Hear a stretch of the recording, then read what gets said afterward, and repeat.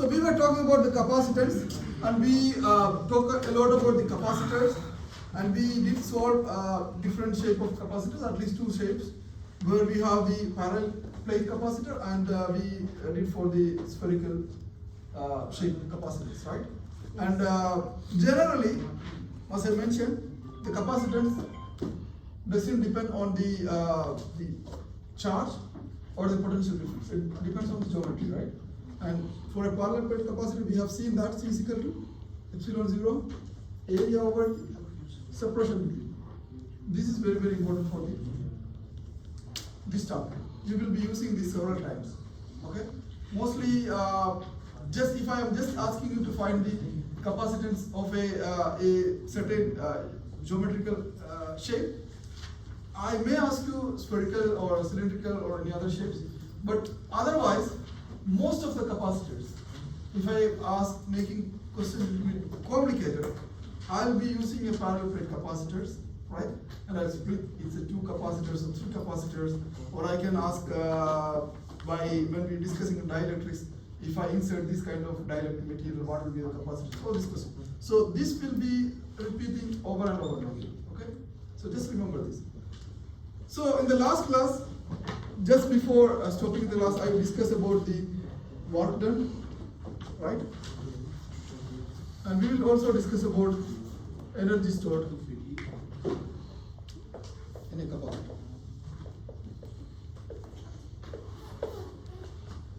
Right? I will repeat whatever we have done. So because a couple of people got confused when I just wrote the equations.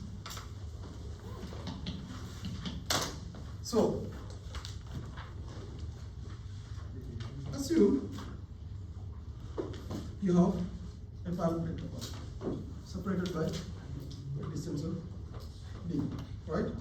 And you charge them with q, which means you have plus q here and minus q here, right? And what is the work done for a capacitor? Q squared over 2c. Go back to when you have a potential and a charge, what is the work done? Generally we write, right? Q into V. So if you have a small charge, you can write a small work done by a small charge VQ into V, right? Or you can write delta V or dV or something. Okay? I always insist you write V or delta V. It doesn't matter because if you take one of them are reference to 0, then it's V. If you don't take that, that's a delta V. This is just a potential difference, right? So now, for a small charge, the potential can be in terms of capacitance Q by C, right? So if I do that here, this will be dq into q by c, right? This is for a small charge.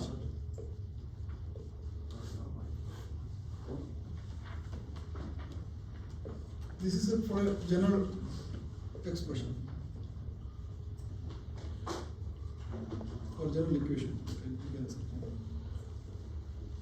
Now, if I want to find total work done, I have to integrate them for a total charge, right? So what will be this one? 1 over c, 0 to q, q, dq, right? So this one I can write work done is equal to 1 over c, 0 to q, q dq. And what is the integral of this one? What is the integral of x dx? Q squared.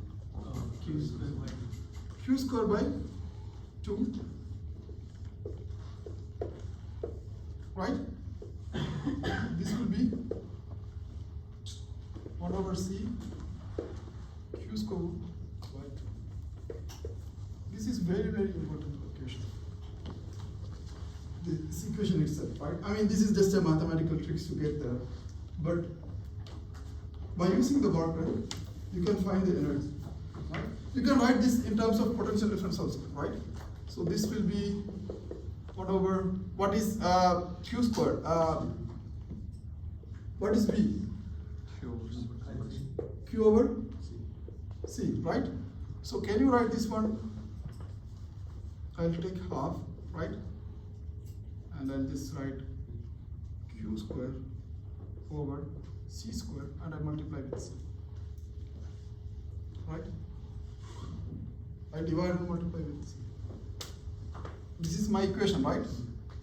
I just write like this. So this would be half Q square C square to C, right? So Q square over C square will be V square into C, right? So you must have C in this equation, half CV square, right? And what is the work done, by the way, when you have a capacitor? What is the work done? It's the energy, right? So how we store the energy in the capacitor? You have a capacitor. For example, capacitor.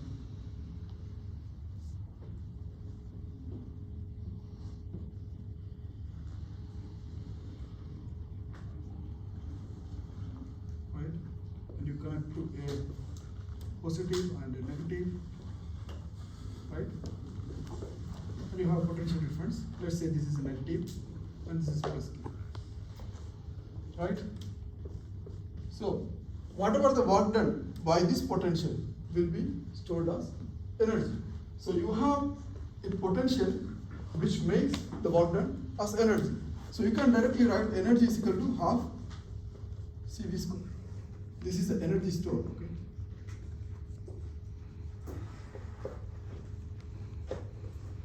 This is how we have CV square equation comes. Correct? Any question here? So you can relate the work done to the energy, right? So we derive the equation for the work done by assuming that we charge a capacitor with a small charge Q, and we assume that a small charge dQ, which represent the work done to move that charge, right? And which will give you, if you integrate all over the charges, which will give you the total work done to capacitor, right? So what is the work done in terms of a capacitor? It's stored energy, right? So you can just directly write the equation for the energy of a capacitor. So you don't need to remember this equation. I mean, you should, but you don't need to by heart it or just memorize this equation. So you should just learn from this so that you can just, you will not forget this equation. You must be knowing this equation before in your high school. But this is how the equation, you reach this equation. And I will not be asking any question, find the energy stored for a capacitor having a capacitance of some microfarad and some potential difference. I will not be asking some numerical questions like that. So you don't need to memorize this equation. Instead, I will be asking some different questions. Okay. So this is clear. But how the energy is stored in this capacitor? In which form? Sorry? Potential. It's a potential energy stored in the capacitor. So it is converted into some other forms. So when you store the energy, right, for when you apply the potential, you will have charges on the capacitors, right? So these charges will have electric fields, right? Right? So the energy is stored in the form of electric field. So how you write the energy in terms of electric field? So you already know, right? For generally, if you take the parallel plate capacitor,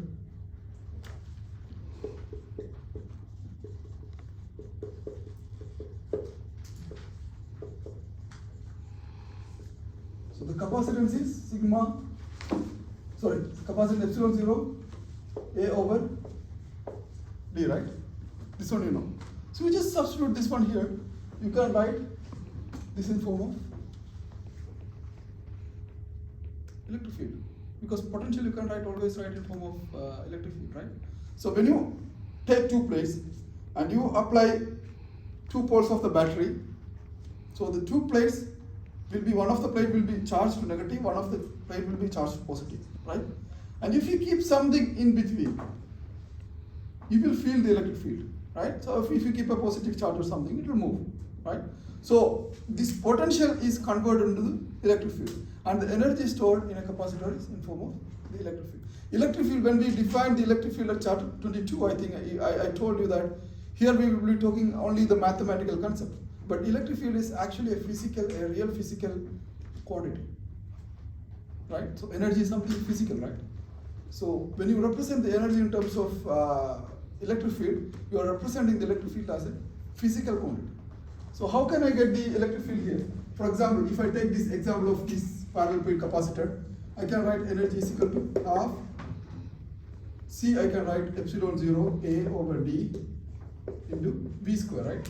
But we know that V is integral of E dot dl, right? So if you take this separation of D, right? So let's say 0 and the distance 0 to D. So you can integrate 0 to D. So this will be basically potential will be ED. So electric field can be written potential over the distance. And that's how the electric field will be defined, right?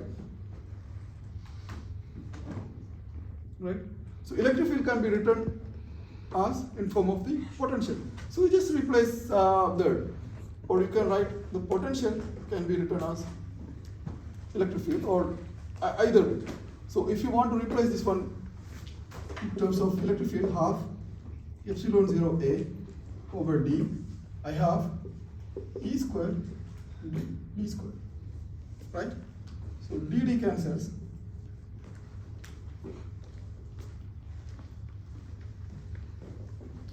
These are purely mathematical tricks to get the equation. You are right with a different color. So this will be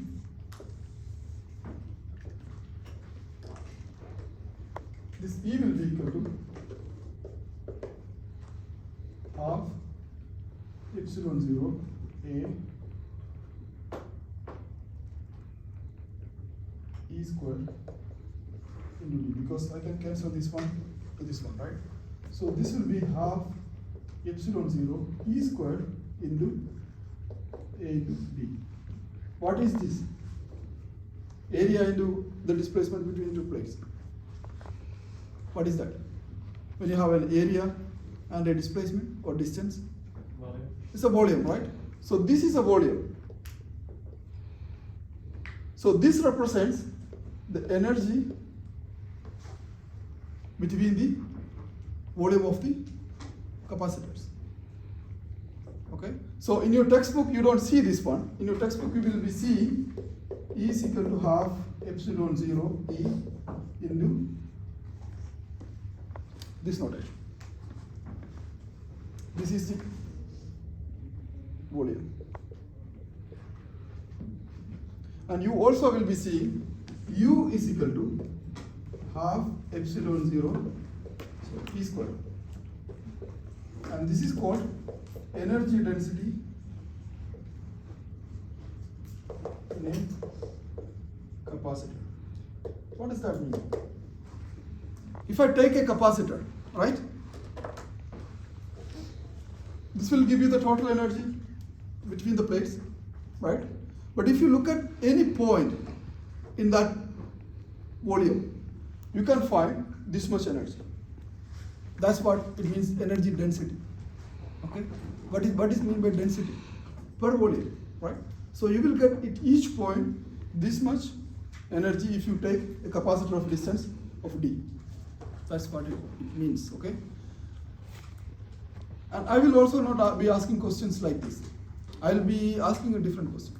Let's go back to the question. These are all concepts, how you get the work done and how you can relate the energy stored in a capacitor and how you can find the energy density. So energy density is very, very important when you have the capacitors. When you design a capacitors, you use some of the dielectric material so that you can increase the capacitance of the capacitors. Here for work done, we're using capital Q. That's a capital Q is a total charge.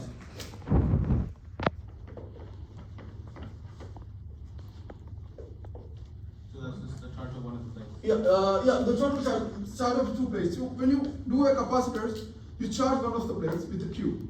So the idea is that you will have plus Q on one side, minus Q on the other side. So this equation is, this is the equation for the energy density. That is not what we want actually. This will be useful when we are dealing with the dielectrics, the energy density. I'll be asking the energy density questions when we insert, for example, silicon as a dielectric material. I'll talk in details what is dielectric material, why we use a dielectric material and all these things, but just let you know that the use of this will not be coming very soon, but in the coming sessions we will be discussing about the energy density of different kind of materials. But the important thing about this equation is that so far we were talking about the electric field as a vector in or a field in any point when you keep a positive or negative charges. But now we are talking the electric field is a physical term which stores energy. For example, if you take the electromagnetic light, I mean the lights, whatever you are seeing, right?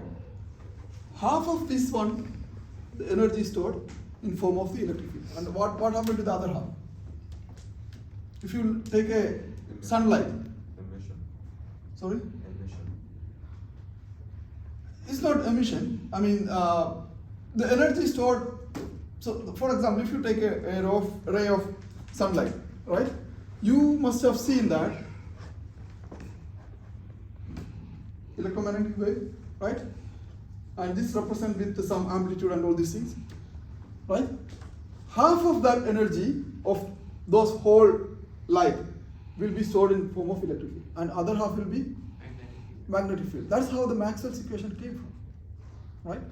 So Maxwell, explains how the energy is changing with the different kind of operations on the or mathematical operations on the light, right?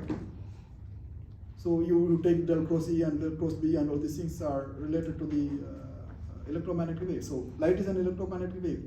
So just remember from this whole concept, for a physicist point of view, the electric field can be represented in terms of the energy of the electromagnetic wave. And that electromagnetic wave can have electric energy and magnetic energy, right? And the electric energy will be, or electrostatic energy will be half of the energy, total energy of the electromagnetic waves, okay? This is what I want you to know, and I'll be asking some questions. Sir, Yeah. is omega the same as area? Omega is not as same as area. This represents the omega is represent the volume. So d omega is like an infinitesimally small volume. It depends on how your, for example, the volume between these two. This is the whole energy between these two volumes, right? But this represents the small part. Represent when you look at this point or any particular point, you have the energy density, which you divide with the d omega, right? So if you want to write that, you can write it, but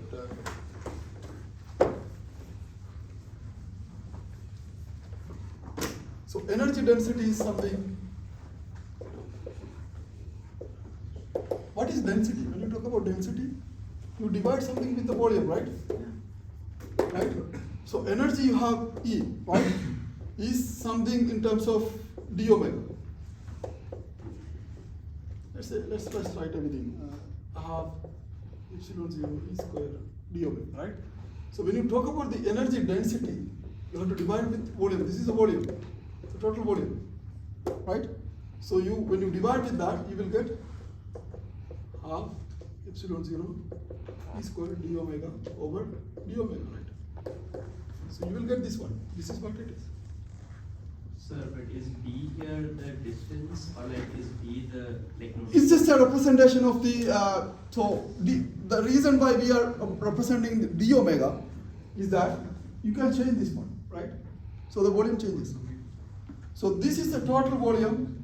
D omega is the total volume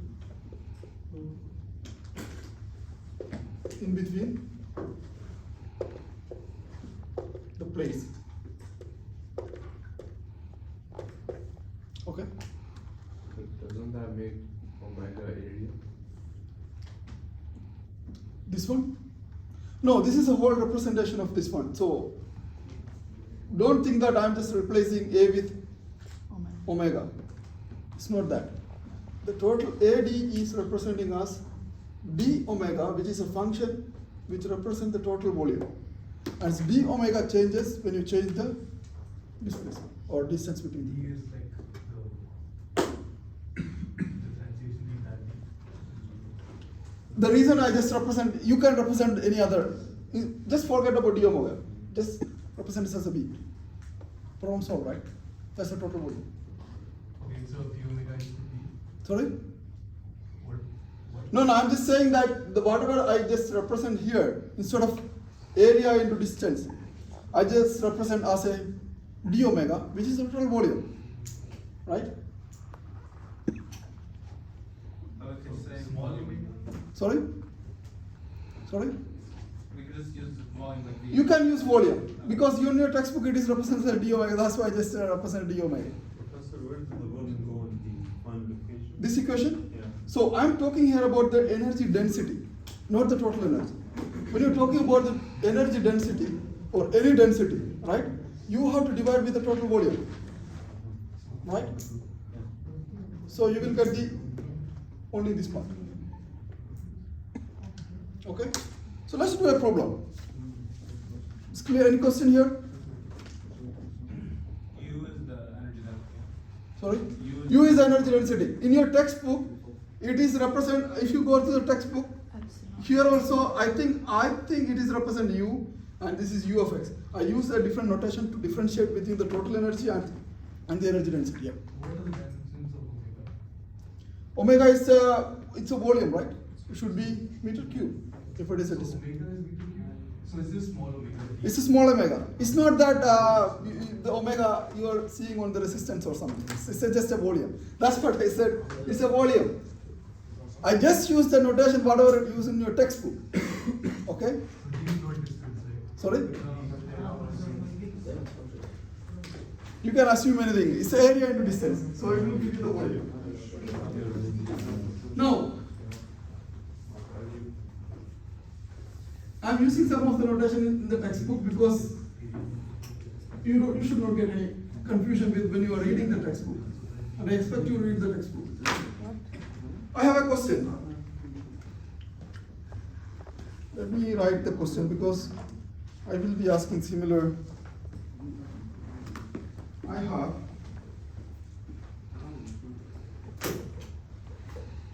two identical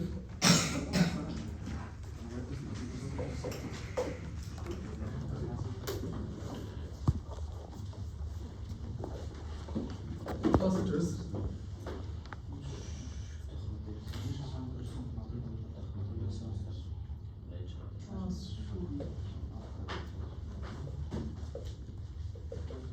I'll show it. Figure. So I have two capacitors. Those are identical capacitors. Same length, same distance. That's what I mean by identical capacitors. Okay? And I charge them.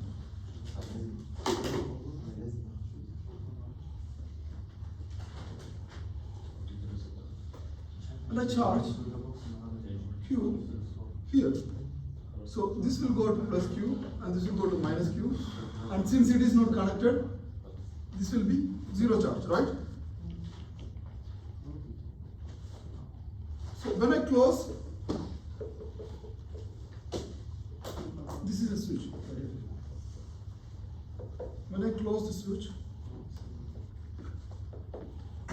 just remember for the capacitance example, whatever the question, you don't need to know the, you should understand the schematic, but I will be providing you the schematic because it's more of about the geometry, right? The capacitance depends on the geometry. So the geometry has to be correct. So I'll be providing you, if I am asking you a spherical capacitors, for that question you can just do yourself, but for such kind of questions, equal or identical capacitors, I'll be providing you this schematic. So you don't need to worry about the schematic. But you have to understand it. Find the, when I close the switch, find the final charges. One. One. All the capacitors. And also, this is first part, also calculate the initial and final energies. So, yeah. This work done that we calculated here is the work done to charge the Yeah, when you apply some potential, it will be, there will be some work done. It is the potential. That's why the work done is represented in terms of the potential.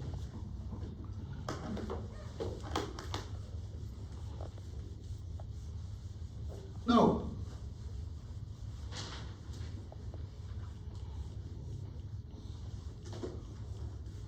how we solve this problem?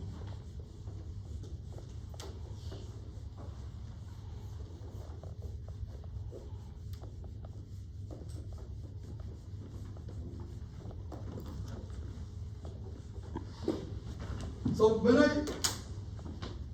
connect the switch, right, it will be like this, right? So let's say this is the first capacitor, so I have Q1 here, minus Q1 here, Q2 here, minus Q2. Okay? Sorry, this is minus. Thanks. So whenever you have a question regarding the capacitance or anything from this chapter, especially when I ask you to find the capacitance of 2 capacitors or 3 capacitors, you have to do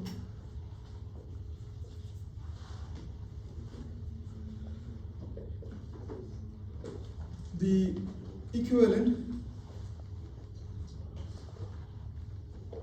capacitance circuit like this. Okay? So this will be, when you close this one, this will be equal to this one. So what is the total charge here? Again, Q, right? Initially. So the Q was split into Q1 plus Q2, right? But when you look at this one, these are connected, right? So which means Q1 is equal to Q2, right? So I can find Q1, that is my final charge on this capacitor, and I can find Q2, that is the final charge on this capacitor, right? So this will be, so what will be the total charge here for the Q1? If Q1 and Q2 are equal. Sorry? Q by 2, because this will be, if this is Q1 and Q2 are equal, I can write like this, right? So which means Q1 is equal to Q by 2. But you already know that when you have 2 capacitors, you apply some charges, it will be average out, right? And similarly, Q2 is equal to Q over 2, right? But what about the energies?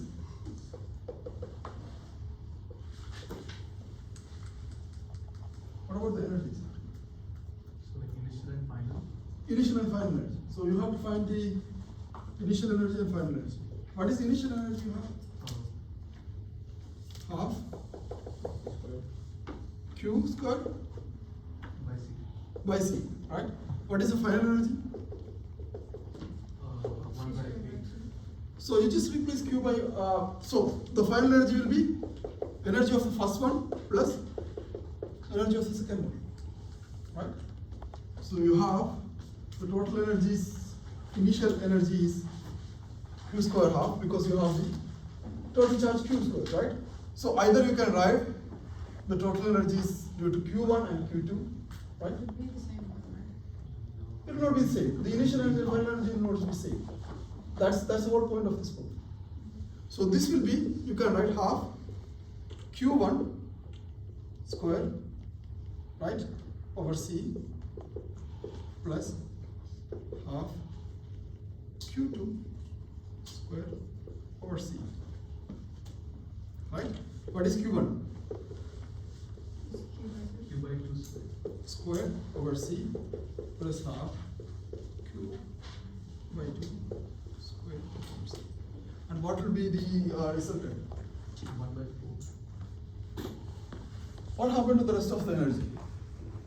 Because I had half Q squared over C, but when I split them, I am not getting the same energy, right? This will be, if you take this one, half will be 1.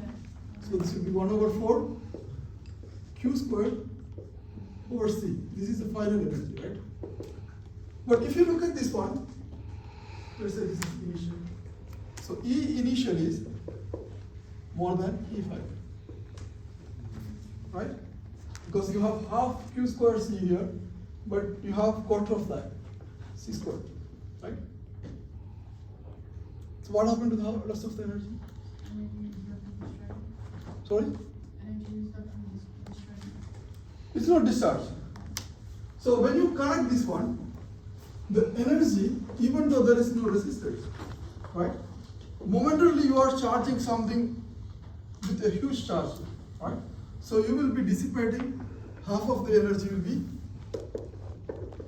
dissipating in terms of, not half of whatever here it is, a quarter of total energy, right? So that will be dissipating in terms of here.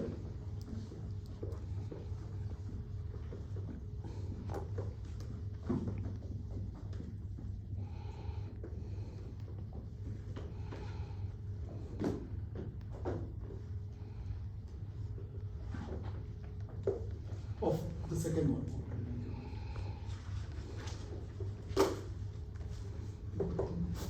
Right? So it is not dissipating through the plates, it's dissipating when you connect this switch, the energy will be transferring from plate to plate, so it will be dissipating as a heat. Okay? So you can have, this is not a very intelligent question. This is just that you should know the derivation of the energy, so I will not be asking this question right now. Okay. So, Professor, you want us these questions? Sorry? You want us these questions? You have to understand when you connect the capacitors, when you split the capacitor into 2 or 3 or 4, and you momentarily connect each one. When you connect one, you will lose half of the energy. When you connect to 3, that's the next one, you will be losing half of the energy. This will be useful for the upcoming when you are talking about the dielectrics. Okay? And there are some other things when these things may be new for you, but there are some other things you already know. You learned about the resistors in high school, right? No? You learned about anything about capacitors before? Yeah. So how can you? So we were talking about the circuit elements, right? So there are ways to connect the capacitor in a circuit. So, right, if I take 2 capacitors, let's say this one and this one. How many ways I can connect this one into a circuit? 2 ways. 2 ways. One is series. How I connect series? One after the other, right? And what is the capacitance when I connect them in series? 1 by C. 1 by? How you get that? I just don't know. Because you have the potential here, right? Right? So this is negative and this is positive. And when you apply potential, this will be charged to some positive Q, this will be going to a negative Q, and this will be going to a positive Q, and this will be going to a negative Q, right? So this will have a different potential than this one. Okay? So if you look at the total potential, that will be V1 plus V2, right? So V you can write in terms of the capacitance. How you write the potential in terms of capacitance? So this will be Q over C, right? Will be equal to Q1 over C1 plus Q2 over C2, right? So this is how you get 1 over C is equal to 1 over C1 plus 1 over C. Or you in your textbook, by the way, it just doesn't write 1 over C, it must have written C equivalent. That's the equivalent capacitance when you connect them in series. And I'll not be also asking this, but you should know this. These are high school stuff. But the other way, you can connect in a different way also, right? You can connect in a different way. What is the second form of connecting? I mean, parallel, right? So what is parallel connecting? Right? So you have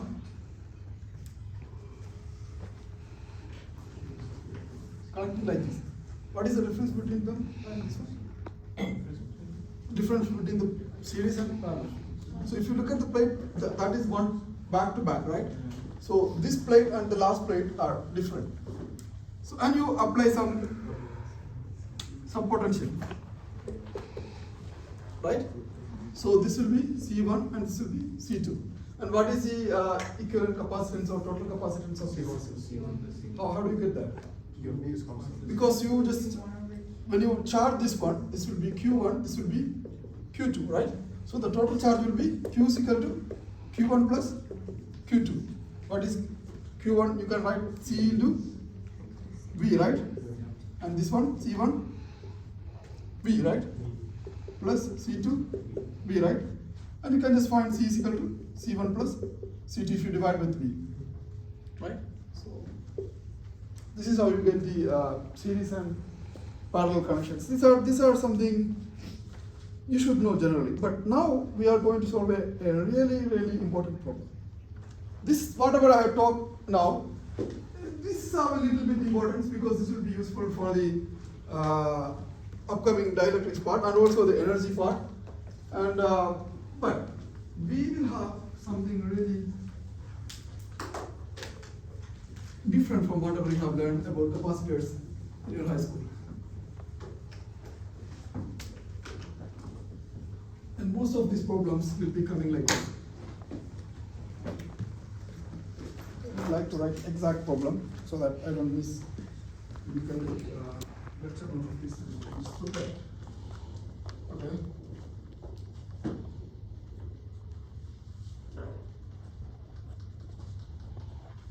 Okay.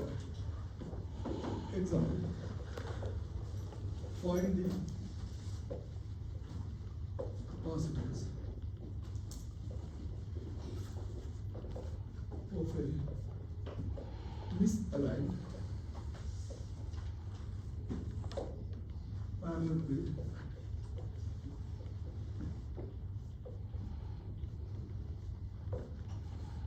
capacitor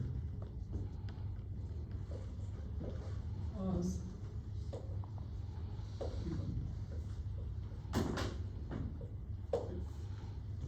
so I have a parallel plate capacitor. So what is a parallel plate? Two plates, right? So I have one plate, right? And now the second plate is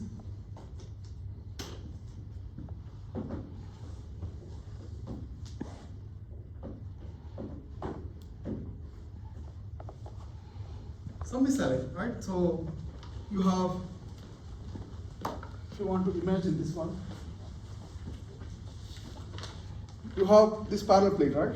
So if they are aligned, you have perfectly the distance all over the spaces between them will be perfect. But when you have misalignment, it's going like this, right? So you look from a side view, and they have when they have a different distances. In example, I will give you the full picture of the capacitor, so that you can just see how it looks like. So side view of this. So when you look from the side, the lower plate will be like this, and the upper plate will be like this. Okay, so it's like this. So the actual parallel plate capacitor should be like this, but if there is a misalignment, it will just shift. This is right. And you have to find the capacitance for such kind of capacitors. Interface in terms of V. You can do that. That's one way to go. So let's say I have a D1 distance here, and I have D2 distance here, right? And as usual, we say that length is something like, here I have to use certain colors.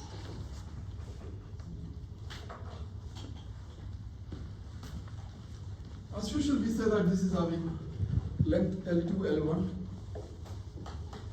They are same length, same dimension, just that it is just flipped little bit up, okay?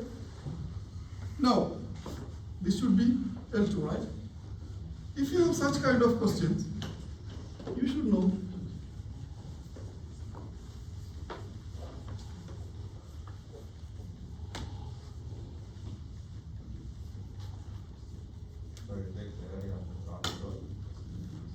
yeah.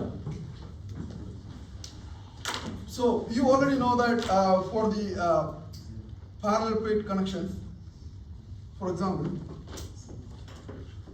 the thing I'm not going to discuss is not exactly what is related to this one, but this will be useful. This is something different. So you have two plates, right? For example, connected like this, right? And one is D1 and another is D2, right? And let's say the area is A by 2. You split two capacitors. So you split one capacitor into two. So you have the total area of A and you have now area half of it. This is just to let you know, okay? This is not part of this problem. Okay, just understand. No need to write it. So the total capacitance will be C1 plus C2, right? So let's say this is C1, this is C2. And what will be my total capacitance here? Epsilon 0 A by 2 D1. D1, right?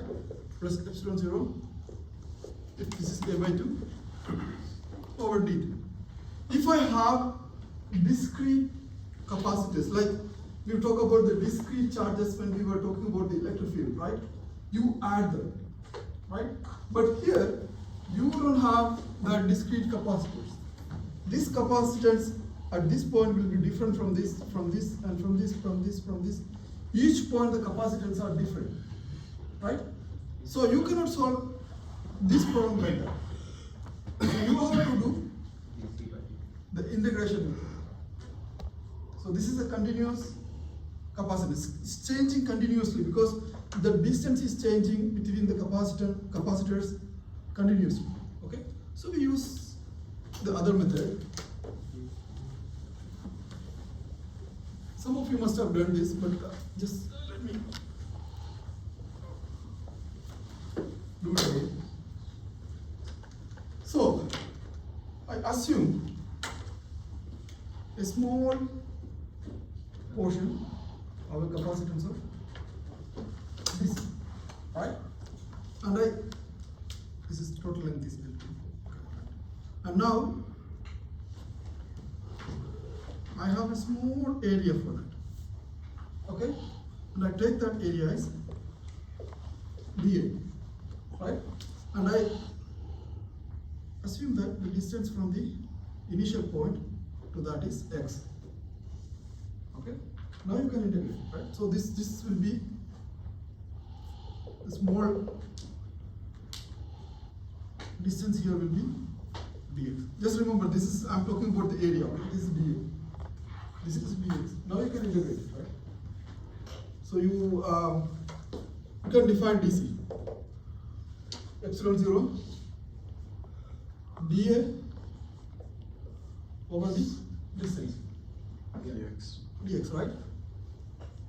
And what will be the integration of this one? From where to where you have to integrate? 0 to L2. You have, let's say this is 0 and the total length is L2. So you have a small capacitor here, here. All the way you have to integrate L2. Okay? Any question here? Can you do that? So how to solve it? So how do you know? Because you have the plate's length is L2, right?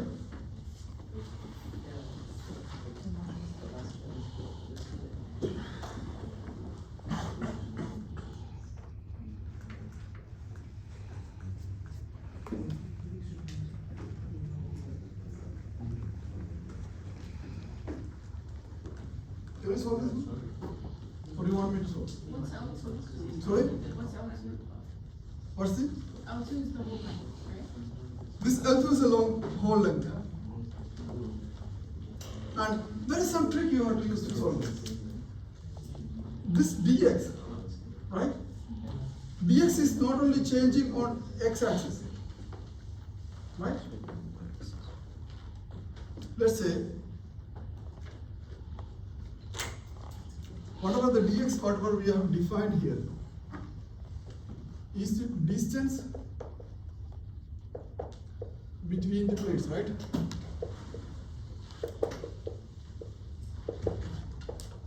Right? Or you can use another notation. For example,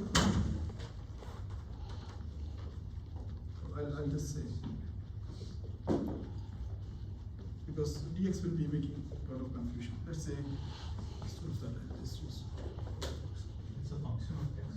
It's a function of x. It's only not only changing on x-axis, but it's just going. I mean, it's of course a function of x. It only changes when you move from here to here, right? But it is changing the height or the distance, right? So how do you find such kind of functions? If you know this one, the problem will be solved. So initially, your y of x will be at this point, right? So that will be d1 plus. So when you go all the way, it changes, keep changing as a function of x. Okay? But what will be the maximum it can have? d2. Up to d2 it changes. So if you look at closely, you don't need to do all the way to d2. You can just say that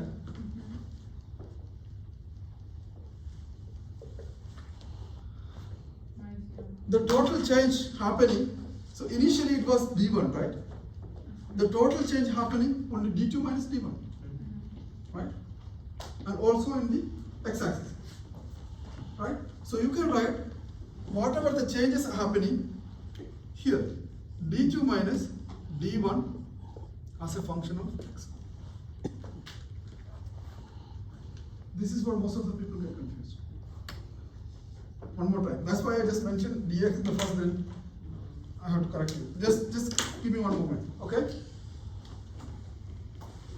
The problem, the most important thing about this one is that the capacitance we define epsilon 0 A over B, right? This is the distance between the plates. So if you have two plates, this is the distance between two plates, right? And this one is the area. If you take L1 or L2 or L1, this will give you epsilon 0 area over distance, right? But area is same here because you don't change the plates. So this plate have L1, L2, this plate have L1, L2. So the area will not be changing, right? Since you are considering a small capacitance, you just say that a small area. But the real thing changing is that when you have this kind of shape, the distance initially you have d1 and it keeps changing, increasing, goes to d2, right? And when you move from x is equal to 0 to this point, you have this many changes. So your function is moving on x-axis, right? But the height is increasing. So you have to find a way to represent that, right? So your function is changing as a function of x. So initially your height was d1 plus whatever it comes here will be your second one. Whatever it is coming extra, this part was extra, right? As a function of x. This is what I have written. The extra part as a function of x. You got this? Okay, now you can integrate this one. Can you do that? Should we use Pythagoras theorem here? Which one? Can we use trig? Use that. You can. The problem is that if you use the trigonometry, you will get this height. Yeah. The problem is that, but you have to integrate from all over this place to here. right? So this is not the same at here. They are Can we different. use string and then So- integrate with respect to x? You cannot do that. The problem is that initially, this term, if you look, when x is equal to 0, when x is equal to 0, what happens? It's just d1. Y of x is equal to d1, Okay. right? And when it reaches to d2, it is having the maximum. This is x is equal to L, right? So if you replace x is equal to L, you have y of x is equal to d1 plus d2 minus d1. So d1 plus d2 minus d1 will give you d2. d2. So it is as a function of x, but it is increasing. Okay. So in your textbook, this explanation is not given, but if anyone have a question, just ask me. You understood this part or not? So what do you mean x equals to L? Here, x is will be equal to total length of this one. Okay. Right?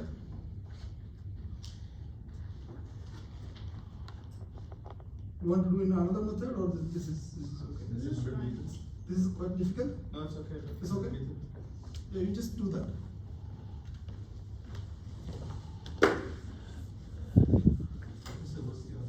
Sorry? That's going to be a quite challenging method. You want to do that? What is it about?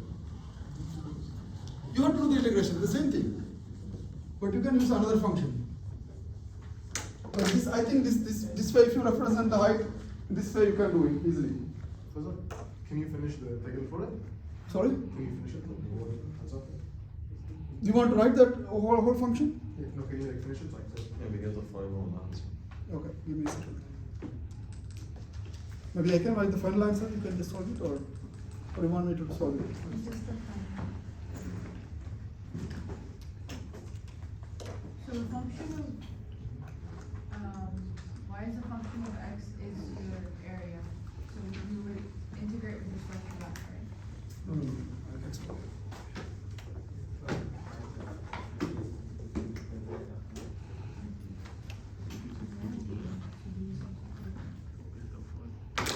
Because there's it's like this. We can write the final answer on this. Actually like this. Because I really want you to do the integration part. There's something there right on top of it. Length multiplied by That's it. this length multiplied by no, I mean by x. Like you see here, this. Not like that. So we're integrating. I'll explain one more time because this is very, very important. So you have two plates misaligned. So one plate goes this way, another plate goes this way. Okay? The total length is L2, the same length as this one. Okay? And initially you have D1, and when it reaches the L2 you have D2. Okay? And then the difference between these two heights are D2 minus D1, right? And now I assume a small part of this one, and I assume that this is a small capacitance, and I take a small part of this, and I have a distance of the x-axis. This is dx, this is my x, and what else I have? I can assume the area for this small part will be dA. What else? This is all you need, right? Now, the total capacitance will be, if I integrate all over the small capacitors up to L2, I'll get the total capacitance, right? And DC I represent epsilon 0 into dA over d over y of x. That's the distance between this one change. And by the way, I didn't talk about dA. What is dA? L1 times L2. L1 times F, yes. L1 times. So I have this area, right? Right? So the width of the plate is L1, right? So this, if you look very closely, you will see that it's very hard to represent on this board. So if you have a closer look of that, you have DC here, and this will be, the distance will be dx, this will be x, right? And then, what else I have? So this will be, this is area, right?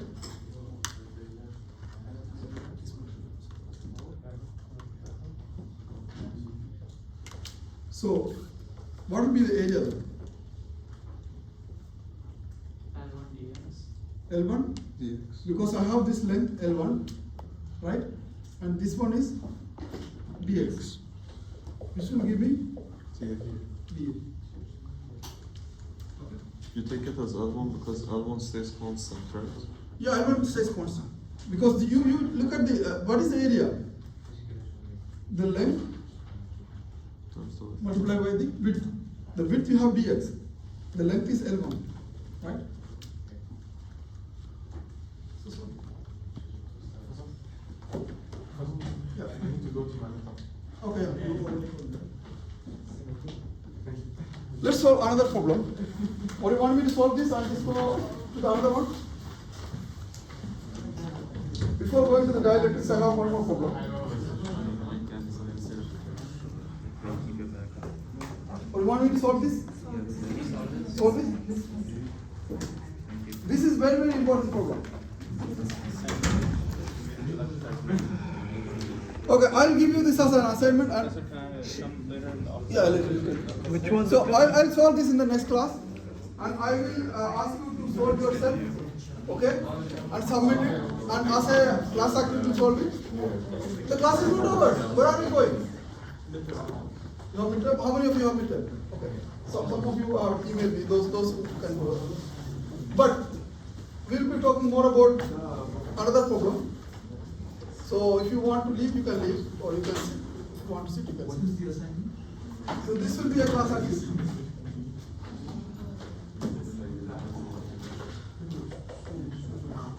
Okay? Because I will be solving all the problems in the class. I mean, I need to check it.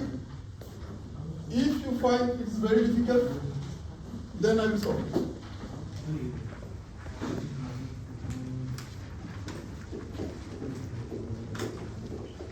Now, let's talk about something else. Dielectrics.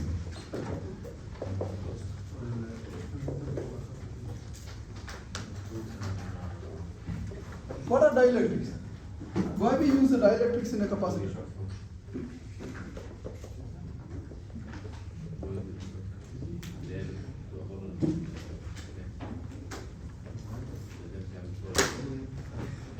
What are dielectrics? When you open a capacitor, a real capacitor, you must have seen something in between the plates, right? Mostly we use silicon, or depending upon the dielectric constant, or some other materials, gallium arsenide, or some other materials like even you can use water, pure water, not ionized water, for certain applications. So those kind of materials are called dielectrics. What are the importance of dielectrics? It increases the capacitance. We will take a capacitor, right? So this will be charged capacitor, positive or negative. And I take an atom, for example, a hydrogen atom. What happens if I keep a hydrogen atom here? It will move with the electric field. It will have some changes with the electric field, right? So any atom, if you take any kind of atom, it will have some changes, right? But we define some of the material as conductors and non-conductors depending upon their atomic behavior, right?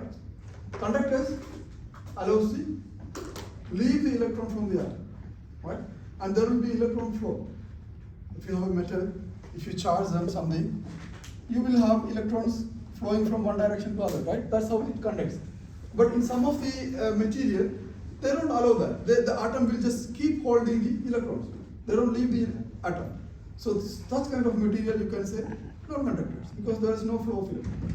This is a very simplistic explanation of conductors and non-conductors. For example, I keep a non-conducting atom, for example hydrogen atom, in a capacitor. So what will happen to this hydrogen atom? So I have a negative charge here, right? So the nucleus will be pushed towards this direction because it's a positive charge, and the negative charge will be pushed towards this direction, right? So basically when you look at the charges, the positive charge will be moving this direction and this negative charge will be moving this other direction, right? But since they are bound together so much so that this potential supposed to be not enough to remove the electrons, they will just live like that. And such kind of systems are called dipoles, right? You have a positive charge and negative charge, right? So what is special about it? If you take a non-conducting material, for example, you take some non-conducting material made up of some atoms, right? So you take some material and put in between, and if they have regular atomic arrangement, one atom here, we call them as lattices in material science. So you have a regular lattice of the atom, and for example, this is having just a simplistic case. I just take hydrogen atom. In reality, if you are taking silicon, you have a positive charge, you have a lot of electrons, so we call them as electron columns. Okay? So just take iron hydrogen or something. So due to this effect, this negative will be moving this direction, right? And this will be positive, this will be negative, this will be positive, this will be negative, this will be positive, this will be negative, right? But you also have atoms here, right? So this negative at the edge, what happened here? All of this, if this electron is not leaving this atom, if this is keeping an isolated things, there is no, it's a non-conductor as far as the electrons are not leaving that, right? But if you look at the edges, there will be screening of positive and negative charges. This is how, when you have a non-conductor, if you keep in between a capacitor, and depending upon the potential, it will be moving this way or just keeping very close to this one. But in reality, if you have such kind of things, what happened to the electric field here?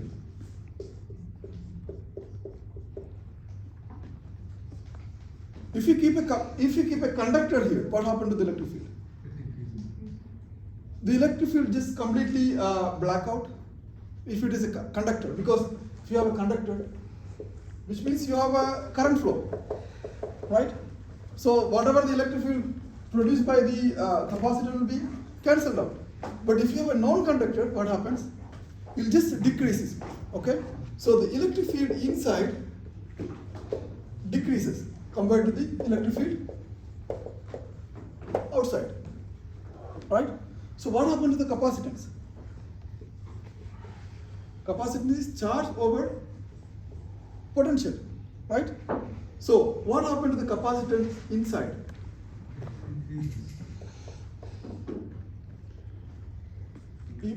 If the electric field is decreasing, what is the potential?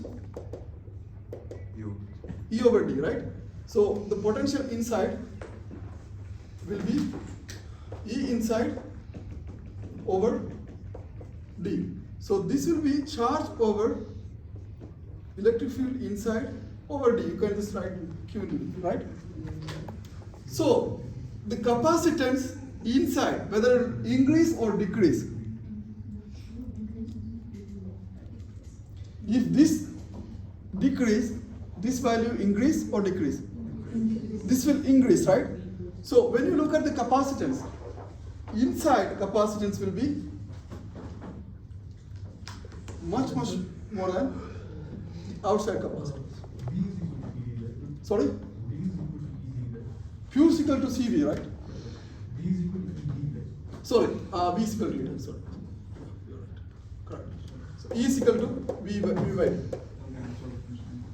So that doesn't matter. The distance doesn't matter here. The matter thing is that the electric field. Okay? So this is the reason we use some material which is not a conductor, which are making this electric field higher and the electric field lower and lower, such that I can achieve maximum capacitance. And if you look at the relation, the capacitance inside will be equal to some constant into capacitance outside.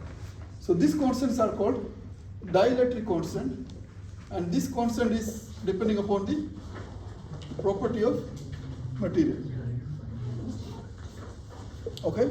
So in the next class, I'll be solving a couple of problems by using this technique, how the electric field is changing, how the forces are changing inside a capacitor.